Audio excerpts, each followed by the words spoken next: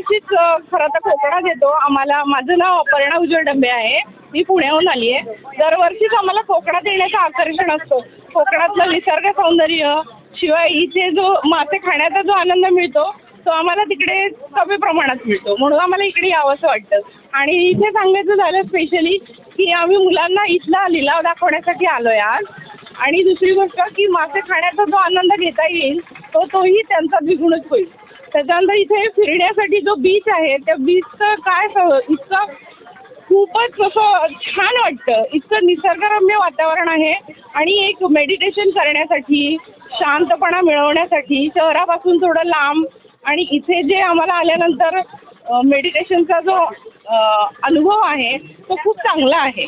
म्हणून आम्ही दरवर्षी साधारणपणे डिसेंबरच्या नाताळच्या सुट्टीत किंवा मग जानेवारीमध्ये इकडे येऊन जातो.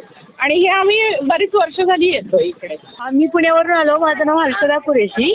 आम्ही दरवर्षी इकडे कोकणात येतो, कर्दे बीचवरती येतो, या मच्छी मार्केटला येतो. हे खूप छान आहे मच्छी मार्केट. आम्हाला इथे नवनवीन माशांचे प्रकार बघायला भेटतात. मासे एकदम स्वस्त भेटतात आणि आम्ही इथून घेऊन जाऊन तिकडे म्हणजे जे घाटावरती आम्हाला मिळत नाही ते इकडेच मिळतं स्वस्तात. आणि आम्ही इथून मच्छी घेऊन जातो आणि हॉटेलवाल्यांकडून बनवून घेतो. म्हणून फक्त खाता येते मच्छी.